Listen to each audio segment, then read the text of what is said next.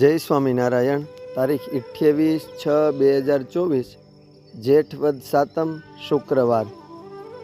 એકવાર જૂનાગઢમાં ભક્ત શ્રી ગોકળ ભાટિયાના ઘરે શ્રીજી મહારાજ પધાર્યા હતા। ગોકળ ભાટિયા તો શ્રીહરિના ચુસ્ત સત્સંગી હતા, પરંતુ તેમના માતુશ્રી સત્સંગી ન હતા। તેથી તેમણે ગોકળ ભાટિયાને કહ્યું કે ગોકળ, તું ભલે કહે, પરંતુ હું તો તારા સ્વામિનારાયણનું મોઢું જોવા માગતી નથી। ત્યારે ગોકળ ભાટિયા કહે, માં, જો તમારે મારા ભગવાનનું મોઢું ન જોવું હોય તો તમે ઘરમાં પુરાઈ રહો, પણ મારા ભગવાન તો જરૂર આ ઘરમાં પધરામણી કરવા પધારશે। આમ ગોકળ ભાટિયાના આગ્રહને વશ ભગવાન શ્રીહરિ પધરામણી કરવા ઘરે આવ્યા।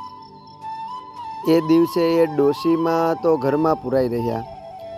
ગોકળ ભાટિયાના આગ્રહને વશ શ્રીજી મહારાજ આખો દિવસ તેમના ઘરે રહ્યા।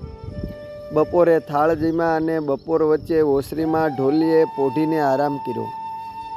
બપોર પછી જ્યારે મહારાજ પરત જવા નીકળવાના થયા ત્યારે માજીને થયું કે હવે તો સ્વામિનારાયણ જતા રહ્યા હશે।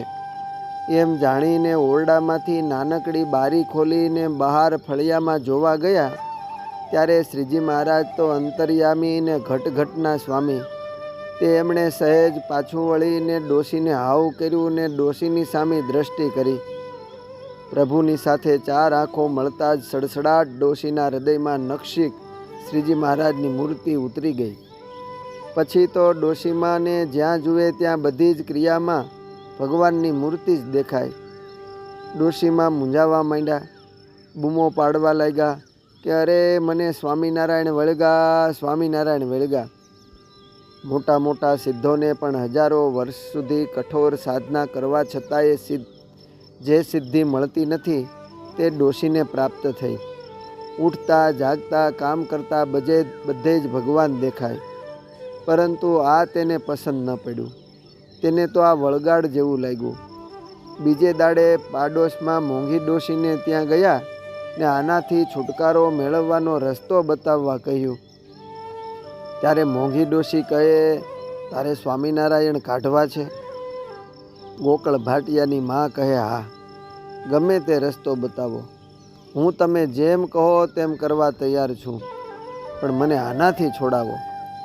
મોંઘી ડોશી કહે કે તું લસણ ડુંગળી ખાવાનું ચાલુ કર તો સ્વામિનારાયણ જાય।